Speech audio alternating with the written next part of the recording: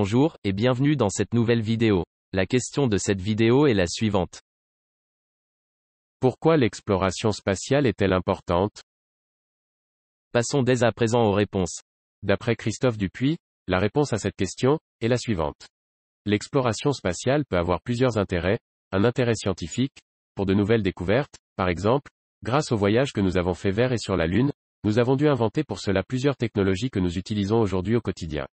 Comme nos smartphones car il était important par manque de place dans la navette d'avoir un ordinateur de bord plus petit et performant pour se poser sur la Lune.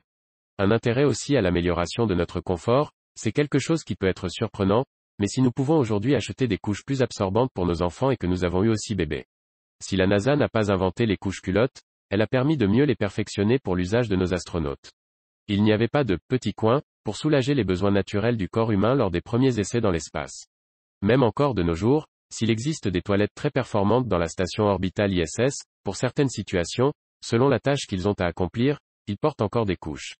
Du fait des ressources financières limitées, les ingénieurs de l'ESA, l'Agence spatiale européenne, doivent développer des techniques de management rapides et efficaces, que les grandes entreprises utilisent. Cela est seulement quelques exemples de ceux que la conquête spatiale nous a apportés depuis 50 ans. Notre planète commence à cruellement manquer de ressources pour nourrir toute notre population mondiale, toujours croissante. Découvrir d'autres planètes habitables est pas forcément très loin, même si tout est relatif question distance dans l'espace, parlons plutôt de temps de voyage, qui avec le temps et les avancées technologiques que nous réalisons chaque année diminue. Pourrait être une solution de salut pour nos futures générations. N'oublions pas non plus que nous sommes depuis toujours des explorateurs. Si l'océan, il n'y a pas si longtemps, était un véritable obstacle à notre soif de découverte, nous avons fini par le traverser de multiples façons. Et même s'il reste encore une bonne partie de la Terre, qui se trouve sous l'océan, nous est encore inconnu. Nous avons fini par en faire le tour et il n'existe plus beaucoup d'endroits aujourd'hui où l'on ne trouve pas d'habitation ou d'occupants dans l'ensemble de notre magnifique planète. Conquérir l'espace est dans notre nature et nos gènes.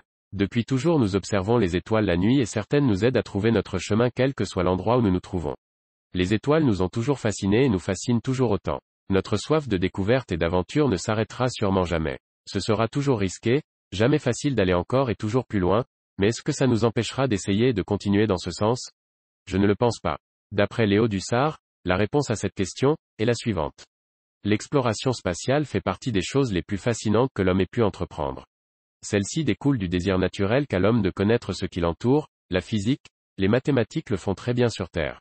L'exploration spatiale est simplement la continuité de ce désir, c'est la volonté de découvrir ce que nous n'atteindrons probablement jamais, des distances absolument gigantesques, inimaginables, mais aussi des planètes sur lesquelles nous pourrions un jour s'installer.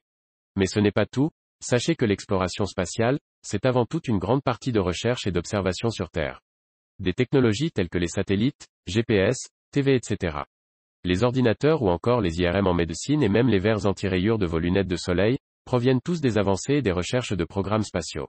C'est donc une grande partie de la société actuelle qui repose sur l'exploration spatiale, et c'est pour cela qu'elle est plus qu'importante, elle est devenue quasi vitale pour l'homme. D'après Lucas Schmidt, la réponse à cette question est la suivante. Pour le dire de façon poétique, c'est dans les étoiles que se cache le sens de la vie.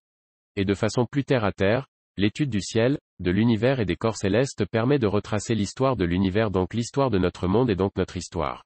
Tous les atomes qui constituent ce qui vous entoure, toute la planète et même votre propre corps, viennent des confins de l'espace. L'hydrogène est le premier élément formé par l'assemblage de particules créées pendant le Big Bang.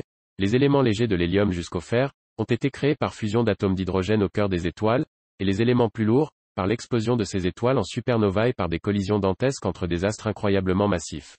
D'une certaine manière, nous sommes tous les descendants d'étoiles qui ont vécu, pour certaines, au tout début de l'univers. On arrive à la fin de cette vidéo, si elle vous a plu je vous invite à mettre un pouce bleu, ainsi que vous abonner. Si vous souhaitez donner votre avis, je vous redirige vers la partie commentaires pour continuer le débat sur cette question.